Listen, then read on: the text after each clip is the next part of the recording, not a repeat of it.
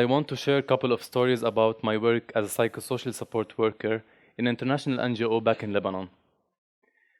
As an international NGO, we used to support a local center that hosts children, vulnerable Lebanese children and Syrian refugee ones, who carry no IDs, working as child labor, also may committed a legal crime and waiting for their trial. And usually those type of children show a lot of harsh and hard behaviors, violently expressing their emotions toward themselves first and then people around them. The work inside the center wasn't that easy, honestly. I used to be present at the center 3 times a week, supporting the staff, talking with the children, making sure that everything is working according to the child protection minimum standards. It wasn't easy for several reasons. The first one is that the center itself, it felt unsafe. It was an old building, renovated, yes, but still old, and it hosted a lot of children more than it can actually host. The turnover of the staff was fast due to the low salaries given to them, and when hiring a staff, uneducated staff were being hired. Therefore, they know nothing about child protection minimum standards, they know nothing about child development and their needs. Yet, children would wait for that day. We would sit in a circle or on the couches.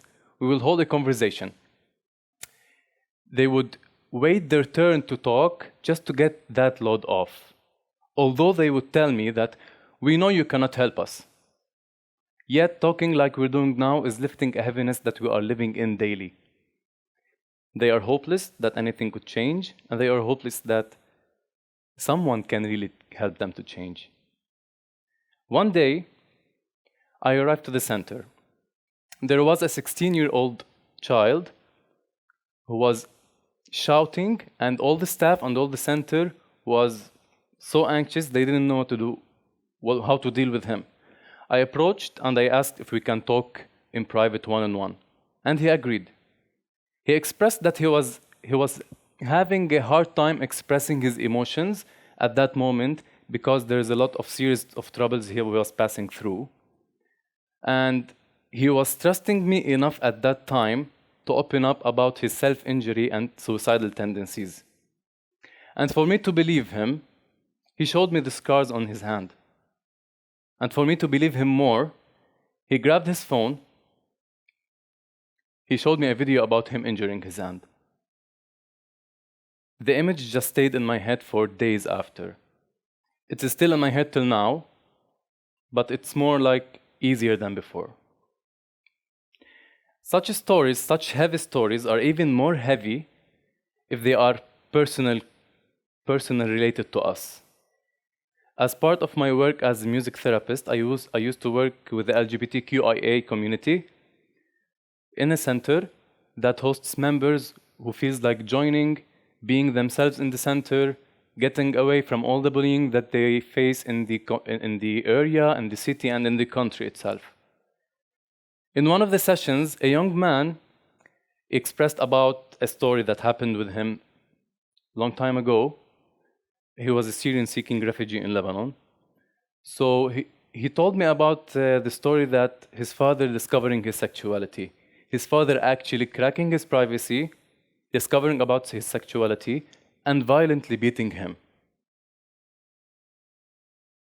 He was sad. He was angry. He was disappointed. I was sad. I was angry. And I was anxious. Because when he was saying the story, I consistently was saying in my head that that could be me. That could be me in his place. It's not easy to be a humanitarian aid worker, honestly. It is a blessing and it is a curse. It is a blessing that we carry compassion and empathy towards others. And those are the very first skills that we need to heal ourselves and to heal others around us. But it is a curse that happened, we carry the pain shared from the stories from others. To make it more clear, if I can say, it is like opening 1,000 of Internet Explorer tabs in your head, with the 1 petabyte working all the time, and that processor never stops.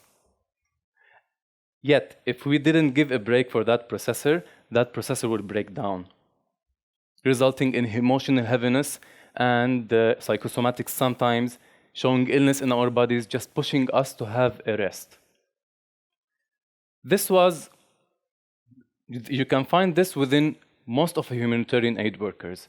I had a colleague, she was very sensitive about sexual abuse stories specifically. When we were in the field, and a child approaches her, and he opens up or she opens up about a sexual abuse story that they passed through, she would know that the next couple of days would be just desperate. I guess I'm gonna end up by saying we are not heroes with superpowers. We are simply human beings with gifts. And these gifts aren't infinite. And we need support as a human beings first in order to be able to move these gifts from us to another human being. Thank you.